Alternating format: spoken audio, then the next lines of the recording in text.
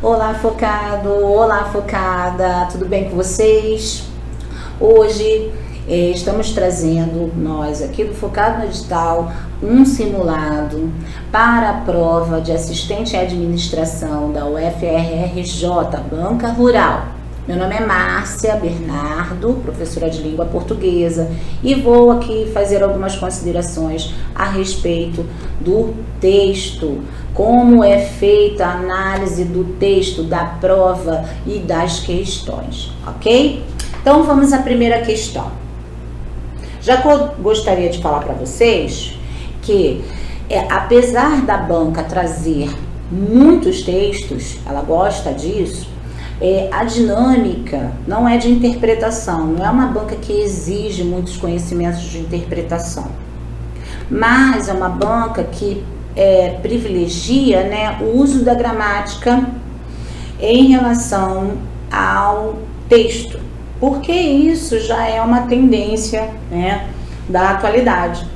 A gente vê que isso acontece, que as bancas, elas não estão mais separando questões de gramática, né, do texto, porque o texto precisa mesmo de alguns mecanismos linguísticos para a sua progressão e entendimento, tá? Então, essa banca já está fazendo isso, por isso que você vai ver muitos textos. Como eu falei, isso não significa que vai precisar você pensar, ficar preocupado em relação à interpretação. Vai ter questão de interpretação? Vai. Mas dentre as 10 serão poucas, tá? É só você aprender a entender o enunciado. Então vamos analisar o enunciado 1. No texto há várias palavras formadas por diferentes processos. No caso de enxameação, ocorre sufixação para. Bom, várias coisas aqui para a gente analisar. Primeiro, ele não quer que você faça uma interpretação de texto. Então, você nem precisa ler o texto nesse momento, ok? Você pode ganhar um tempinho aí. Outra coisa, ele quer que você conheça os diferentes processos de formação de palavras. E no caso, ele já te diz que a palavra em questão é formada por sufixação. Eu vou fazer aqui, dar uma pincelada, só para a gente lembrar o que é sufixação, ok? Então, eu tenho aqui, ó, por exemplo, a palavra feliz. A palavra feliz, né, tem como seu radical o próprio feliz. E se eu quiser formar uma nova palavra, eu vou acrescentar um afixo. Um afixo que vai ser colocado após o radical. Esse afixo após o radical, que é aqui no caso mente, se chama sufixo. Se eu colocasse um afixo antes do radical, no caso i, desculpe-me, no caso in, seria um prefixo. A questão já diz que essa palavra enxameação é formada por sufixo. Sim, ó, a gente tem enxame como radical e a gente vai ter ação como seu sufixo, formador, né, de uma nova palavra. A questão pergunta por que foi usado isso, né, com que finalidade? A palavra para nos sugere isso, né? Teve uma motivação. Qual a motivação que foi usado esse ação junto do enxame? Bom, a gente precisa entender qual o sentido da palavra ação, né? Esse sufixo ação aí dentro do enxame, ok?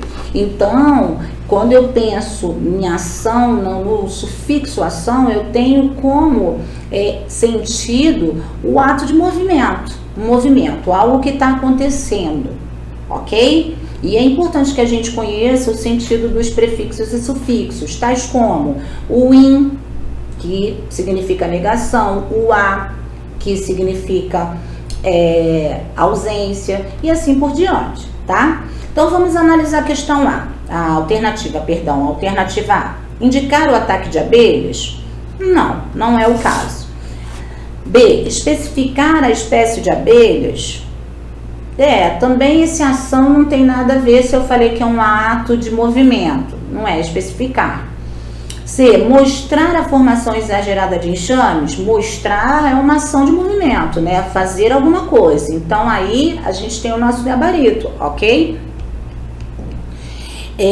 Letra D, diferenciar o sentido das palavras colmeia e enxame? Não, nada a ver, nem tinha nada a ver com colmeia.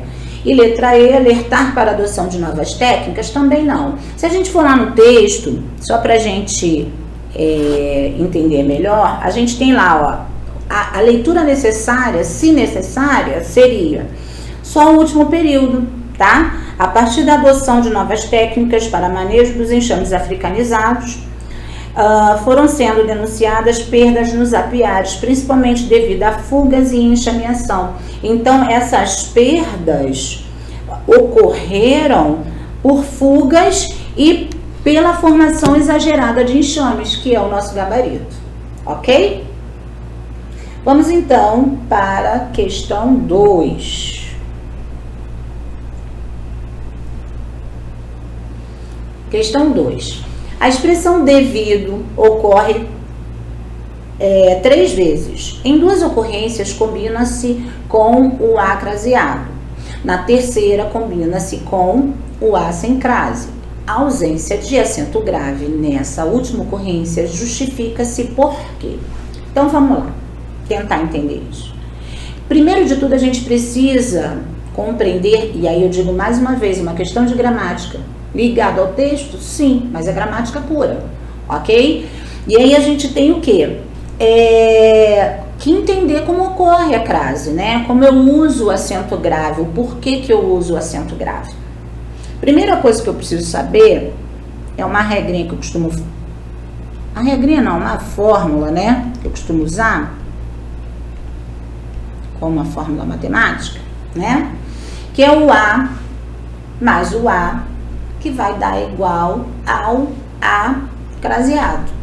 Esse primeiro A, eu tenho a preposição. Esse segundo A, eu tenho o artigo. Ok? E aí, se eu tiver preposição A mais artigo A, eu vou ter o A craseado. Quando é que eu uso preposição? Preciso saber isso. Quando eu tenho um termo que exige, termo regente que exige. Ok? E quando é que eu uso o artigo? O artigo em si? Quando eu tenho um substantivo, né? Porque eu só uso o artigo só existe se tiver substantivo. No caso do artigo A, substantivo tem que ser feminino porque tem que concordar com ele, né? Porque o artigo concorda em número e gênero com o substantivo. Então, se aqui eu tô tendo um artigo A, no singular, o meu substantivo vai ter que estar também no singular. Se ele estiver no plural,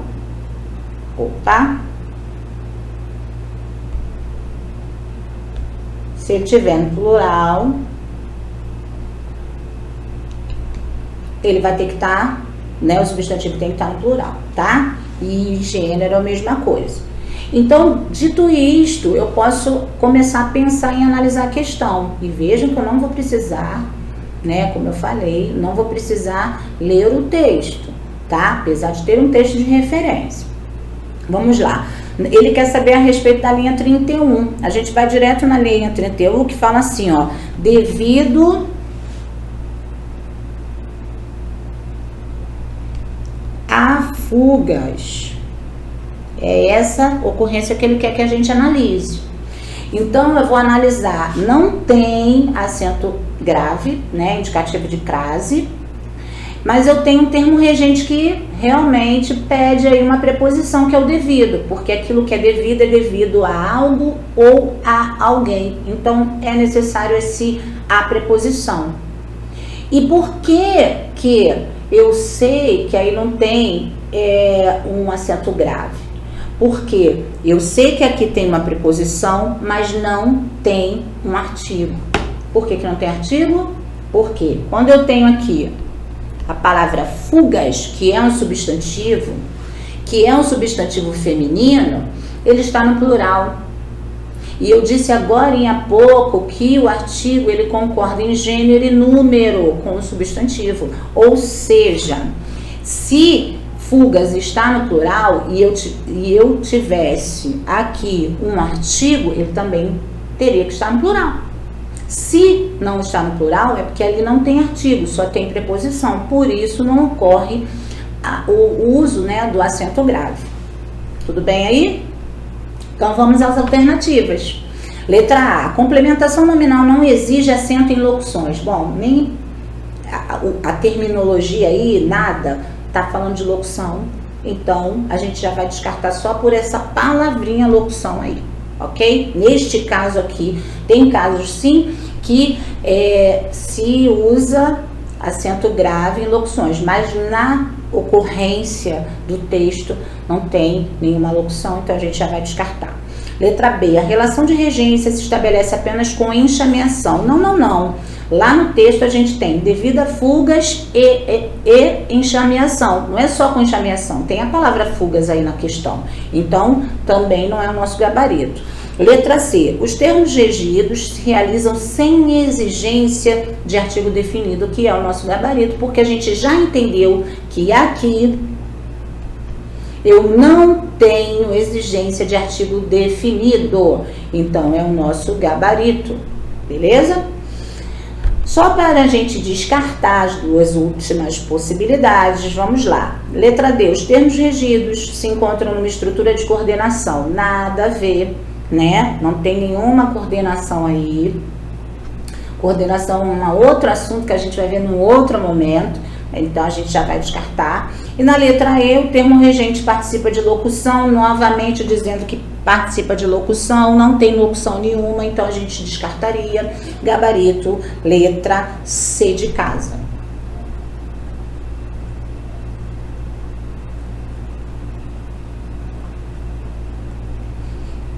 Vamos para a questão 3.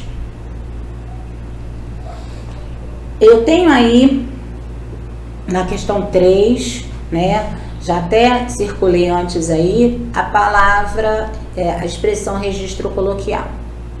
E aí, o enunciado vem dizendo o seguinte, o texto apresenta registro coloquial, por se tratar de uma crônica. Assinale a alternativa que evidencie registro coloquial em relação ao vocabulário. Bom, primeiro de tudo, a gente tem que entender o que é registro coloquial. Quando a gente fala de registro coloquial, a gente está falando do uso da língua. Porque nós temos uma divisão, né, da língua no uso, que é a língua escrita e a língua falada. Língua falada é uma coisa mais despojada, dependendo da situação comunicativa. Também há isso na língua escrita, mas a gente toma mais cuidado quando escreve do que quando fala, né? Porque é uma questão até, eu acho que de cérebro, né? Você não fica pensando em concordância, em sintaxe, né, em morfologia quando você fala. Mas quando você escreve, sim, peraí, deixa eu ver se aqui não tem uma vírgula, se não faltou um acento, então você tem mais uma preocupação. Em relação a isso, né, a questão do uso da fala, ela já tem vindo também para a escrita, porque em determinadas situações comunicativas, ela é permitida, ok? Vou dar um exemplo do uso do WhatsApp, que todo mundo hoje em dia tem. Então, a gente pensa no uso da nossa escrita no WhatsApp e o uso da nossa escrita numa redação, uma redação de uma prova. Vai ser o mesmo vocabulário? Eu vou ter a mesma preocupação? Não, porque o WhatsApp é um momento descontraído, onde você escreve com pressa, que você quer logo mandar mensagem, quer logo obter a resposta, que tudo é muito imediato. Então, você não tem aquela preocupação, deixa eu ver aqui se eu vou colocar crase, deixa aqui ver se está concordando, você não tem essa preocupação. Já na redação, você vai ter essa preocupação, porque é um ambiente formal, onde você precisa pontuar, ter tudo corretamente escrito, compreende? Então, o que acontece? O que vai determinar o registro, né, a utilização da língua? Ou a situação comunicativa, né, que se encontra ou o ambiente que se encontra, ok? Ali, né, quando você for utilizar. E aí ele fala assim, ó, o texto apresenta registro coloquial por se tratar de uma crônica. Mais uma observação que a gente tem que ter aqui. O que é crônica? Ok? O que é crônica? Crônica é um texto narrativo, né, curto, no qual o autor escreve sobre o cotidiano. Então ele vai escrever ali coisas muito simples e ele não tem a preocupação da formalidade nessa escrita, né? É comum na crônica ter essa coisa mais relaxada na escrita, mais tranquila, até para se aproximar mais do leitor, o leitor achar que poderia ser o dia a dia dele, porque a crônica fala do dia a dia de uma pessoa, né, ou de uma situação. Então, por isso que é uma característica da crônica, tá? E aí ele pergunta assim, assinale a alternativa que evidencie registro coloquial em relação ao vocabulário. Então você vai ler nas alternativas e vai ver, só para ajudar um pouquinho, o que você poderia usar no WhatsApp.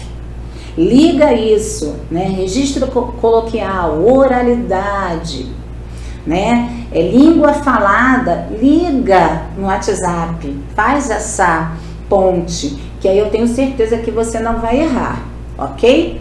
Então vamos lá na letra A. Por ser um ano mais nova, era do meu tamanho. Ok, não tem nenhuma palavra aí, né, que seja, entre aspas, comum ao WhatsApp? Então, letra B. Aos 8 anos me apaixonei pela Fone Buffett. Também não tem. Letra C. Um dia descobriram que eu gostava dela. Também não sei, não tem. Letra D. Até que perceberam que a minha testa começou a sangrar. Aí também não tem. Então deve ser na alternativa letra E, né? Vamos lá. Alice se casou e eu estava lá. Felizão. Isso aí. Felizão. Você vai usar felizão lá na sua prova lá de redação? Nunca, né? Agora no WhatsApp você poderia usar. Poxa, valeu, né? Tô felizão por você e não sei o que e tal. É isso que a gente tem que entender, ok? Faça essa associação que eu acho que vai ajudar um pouquinho, tá bom? Então vamos lá, questão 4. O texto apresenta uma temática atual. Neste contexto, a função de linguagem presente no texto, desde a introdução até a conclusão, é... Bom, a gente está falando agora do texto número 3, né? Então, ele já fala que o texto apresenta uma temática atual, vocês devem ter lido aí o texto, né? Eu não vou ler aqui o texto todo, ele vem falando sobre luz, câmera, e discussão. Então, ele já vem falando ali sobre a questão, né, o tipo de texto, as informações que estão ali no texto. E aí, ele pergunta qual é a função de linguagem, uma pergunta direta. Neste caso, neste tipo de texto, neste tipo de questão, você vai precisar ler o texto, para você poder entender. Então, aí a nossa primeira questão, de fato, que é uma questão... Eu não diria de interpretação de texto, mas que você precisa ler o texto para responder. Lido o texto, né? Você vai analisar aí as características desse texto e vai classificar em relação à função da linguagem. O que é a função da linguagem? Função da linguagem é a função que a linguagem utilizada no texto possui. Ok? Então, eu vou só, como a gente tem aqui as 5 funções que são usadas, eu vou aqui só fazer uma pincelada do que cada uma diz, tá? E depois aí a gente vai colocar, fazer a análise do texto. Então, assim, ó, a fática é uma função de linguagem que se preocupa com o quê? Com o canal, com o meio, né, em que está passando ali a mensagem, interlocutor, receptor. Está funcionando? Essa linguagem está funcionando? Se está funcionando, se predomina essa preocupação dentro do texto, eu vou dizer que o texto, né, apresenta a função de linguagem enfática. Poética. O que seria essa poética? É aquilo que a gente entende como poema mesmo, que vem falando, né, o texto fala dos sentimentos e emoções do autor, ok? Então são sentimentos e emoções do autor. Preste bastante atenção, não é a estrutura do texto. A gente não está falando de estrutura do texto. A gente está falando ali do que o texto está promovendo, né? O que o texto está trazendo para a gente. Por que eu estou falando isso? Porque existem textos em versos, que seriam o que a gente chama de poema, mas que não estão transmitindo sentimentos e emoções. Então, não vou poder classificar como uma função poética, compreende? Tem que ter muito cuidado com isso, tá? Conativa. Conativa também é chamada de apelativa, tá? Conhecida por aí como apelativa. Esse apelativa, nossa, ficou muito ruim isso aqui, peraí, só um pouquinho. Muito feio. De novo.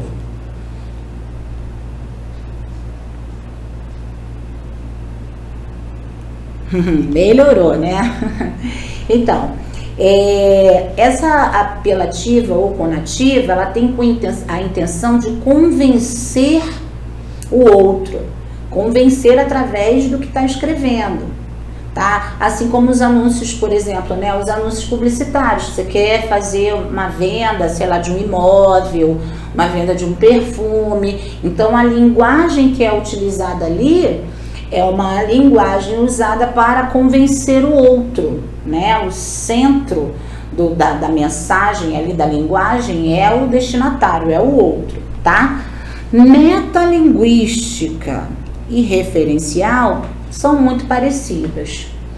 E aí eu vou explicar primeiro a referencial. Referencial é aquele texto que te traz informações, simples informações, que servem para informar.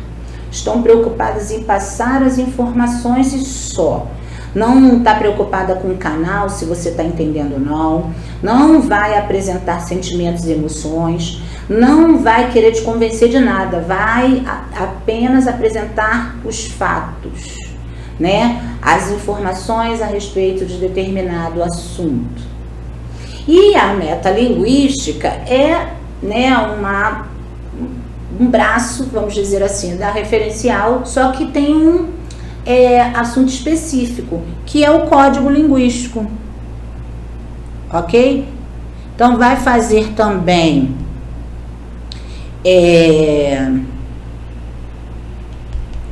vai trazer também informações, mas de um assunto específico, que é o código, linguístico, ok? Então, o referencial traz informações sobre qualquer assunto.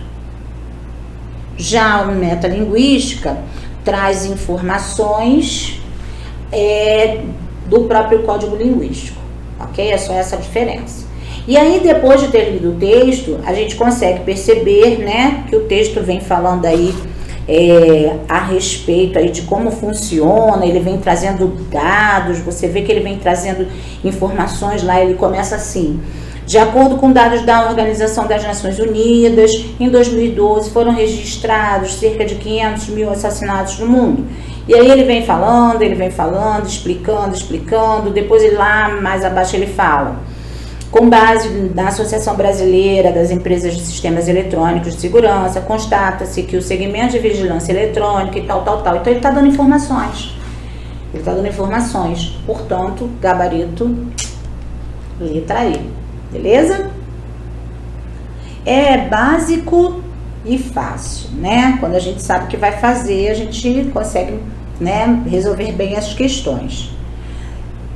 Conceitos pequenos que não precisamos ficar preocupados. Vamos então para a questão 5. A Crônica Sorria, que é o nosso próximo texto, o texto 4, né? Você está sendo filmado. Trata-se de um texto predominantemente Legal, adoro essa palavra. Predominantemente. Opa, predominantemente. Então, primeira coisa que eu preciso saber, as características das tipologias textuais que a gente mais encontra, né, nos textos atuais. Então, eu tenho o narrativo, o descritivo, o expositivo, o injuntivo, né, e o dissertativo, argumentativo. O texto já diz o seguinte, é uma crônica, né, um gênero textual crônica, que eu havia falado lá atrás, né, numa outra questão, que é um texto narrativo curto, lembram? Por quê? O que é o texto narrativo?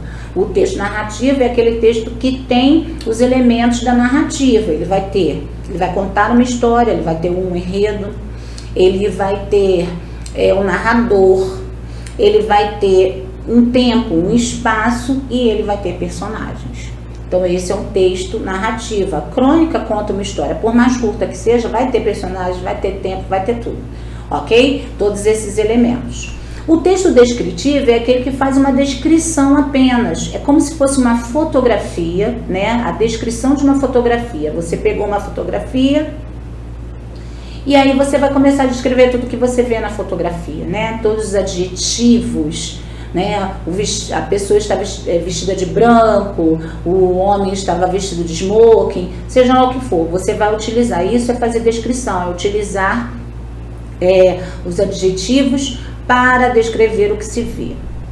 O injuntivo é um tipo de texto que serve de instrução, como os manuais, por exemplo, né? Você comprou um aparelho doméstico e aí vem um manual, ok? E nesse manual vem dizendo ali como que você utiliza, como você faz a gravação, seja lá o que for, né? Se for um aparelho que grava e etc. Ele vai te instruir, ele vai te dar o passo a passo de como fazer algo, ok? Então esse é o tipo de texto injuntivo.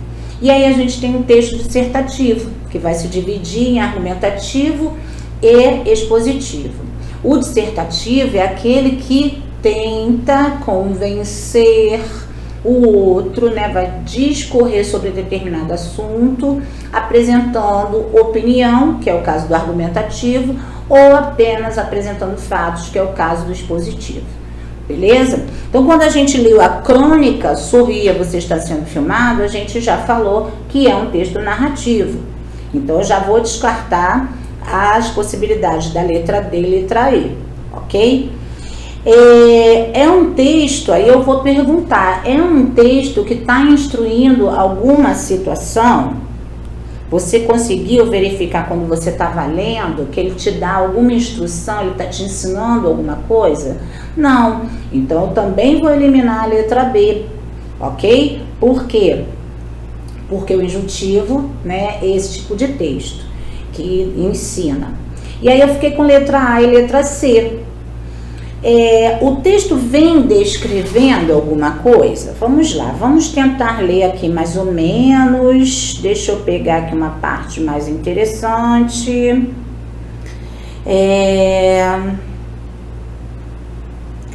Vou pegar aqui. E desenho retratos mentais como distração. O lábio superior, encimado por um pequeno V, ligeiramente puxado em direção ao nariz. Ó, ele já vai falando, a la Nicole Kidman, né? Então ele fala assim, ó, o lábio superior encimado um pequeno V, ele tá dando característica, ele tá descrevendo aí o lábio superior que é parecido lá com o da Nicole Kidman. Entenderam? Então ele tá fazendo uma descrição. E aí é o que a gente vai ter aqui como gabarito, né? Letra A. Lembrem-se sempre, fica uma dica. Porque esse texto não é descritivo apenas, apesar de ter descrição. Porque, na realidade, a primeira coisa que a gente tem que pensar é se ele é narrativo. E a descrição vai estar presente em quase todos os textos, porque ela acaba apoiando os outros textos, né? Por isso existe essa palavra predominantemente, né? Predominantemente. Por quê? Porque quando eu digo predominantemente, apesar de ter alguma coisa apoiando que é a parte descritiva, na realidade o texto é narrativo. É só a gente pensar em todos os textos narrativos, né? Todos os romances, contos de fadas que a gente conhece, todos vão ter aqueles elementos da narrativa, mas vão precisar de descrição, porque como é que você vai saber que o vestido por exemplo, da Bela e a Fera é amarelo se o narrador não disser isso? Como é que você vai saber que era a floresta da Chapeuzinho Vermelho, né, e o lobo mau e tal? Como é que você vai saber disso se não houver descrição? Então a descrição, ela apoia o restante do texto, é necessário. Ela vai aparecer em quase todos os tipos de texto, ok? Não só narrativos, tá? Injuntivos também, expositivos também podem existir, tá? Então a gente tem que entender essa palavra predominantemente, o que está predominando nesse texto, ok? Então vamos para a próxima questão, né? Opa! Que é a questão 6. O texto é uma crônica.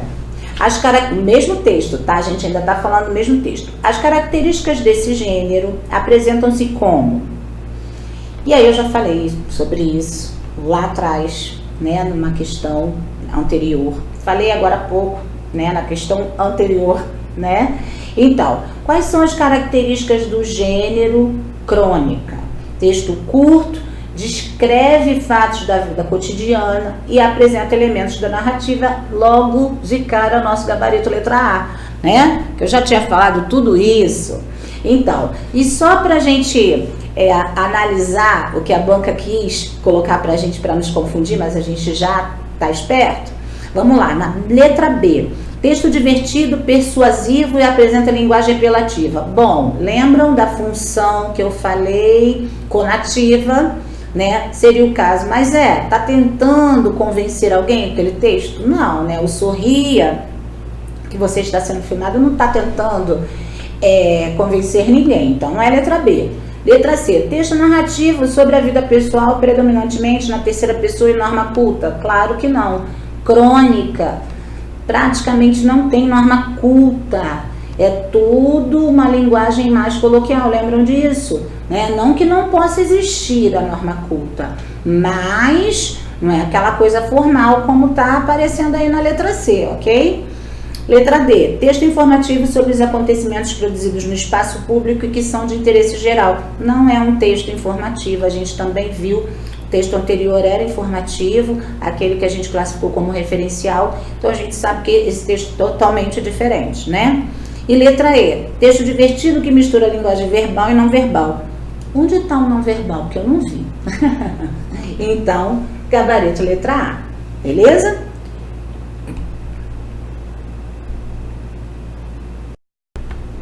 Então vamos à questão 7.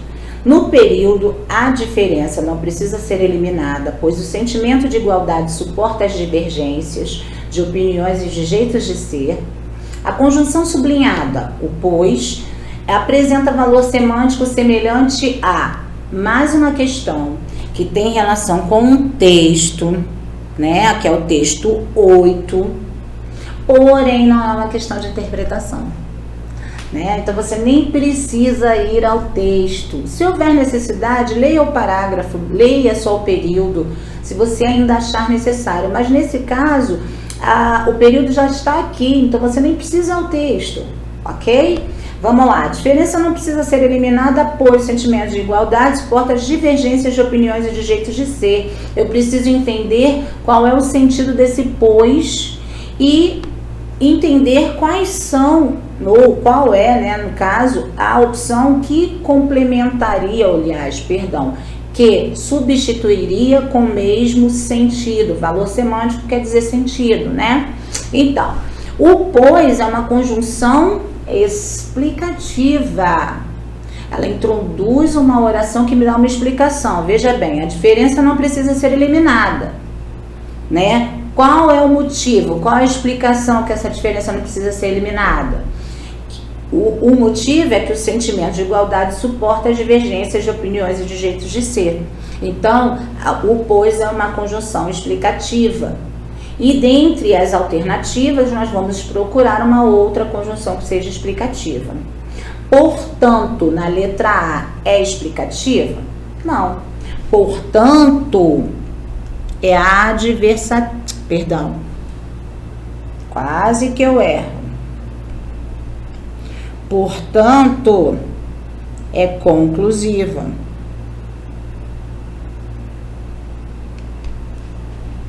Então, eu tenho aí, né? Eu preciso de quê? De uma explicativa. Por conseguinte, é consecutiva. Então, também não é nosso gabarito, na letra B. Letra C, embora, é concessiva. Também não é o nosso gabarito.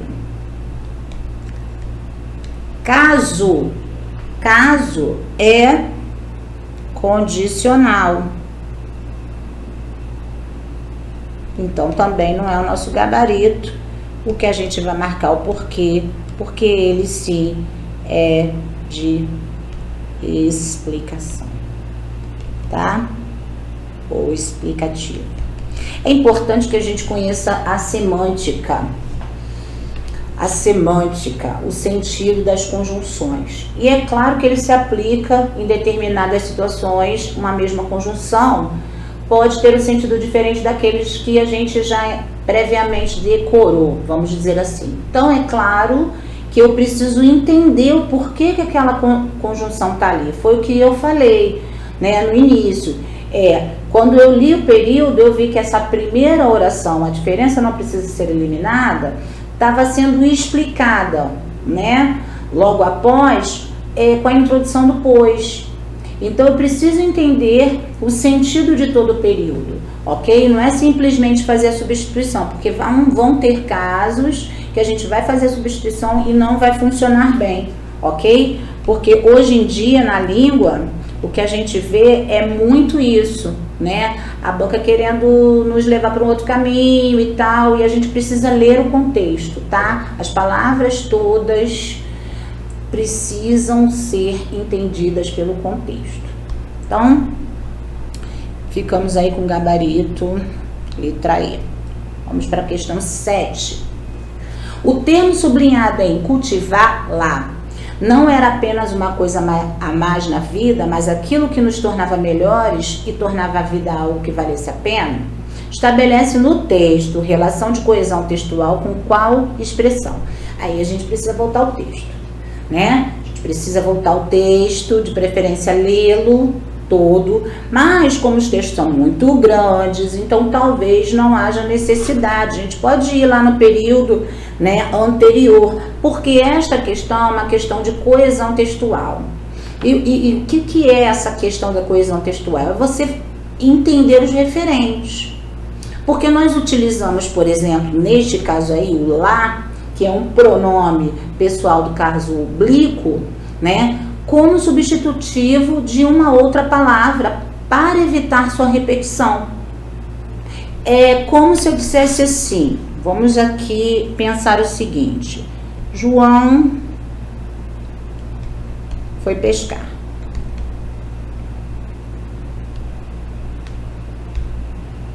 João pescou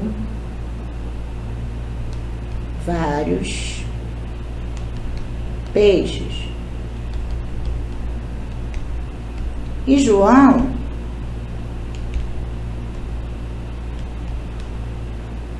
foi embora.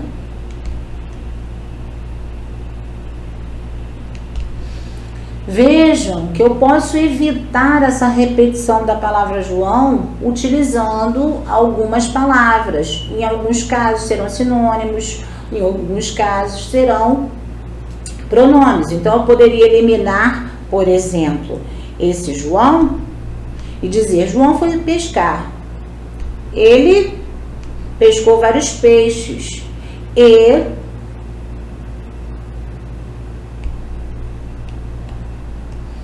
então foi embora. ficou uma leitura mais dinâmica, não repetitiva, mais progressiva.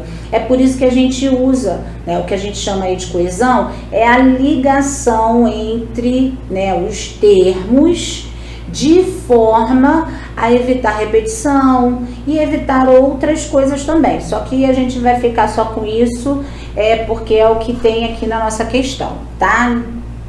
E aí eu vou pegar essa parte aí, ler o primeiro parágrafo lá no iniciozinho do texto para vocês entenderem, né? Ó, ser amigo de alguém parece algo que não se aprende, de repente acontece. Parece mesmo um assunto pouco sério. Na verdade, a amizade foi um tema muito discutido na filosofia antiga e existiram escolas de pensamento como o epicurismo que colocavam a amizade no centro da vida humana. Cultivá-la. Cultivar quem? Cultivá-la não era apenas uma coisa a mais na vida. Cultivar quem? A filosofia antiga, na letra A? Não. As escolas de pensamento, na letra B? Não. A amizade? Sim. Cultivar a amizade não era apenas uma coisa a mais na vida, mas aquilo que nos tornava melhores e tornava a vida algo que valesse a pena. Gabarito, letra C. Ok? E aí,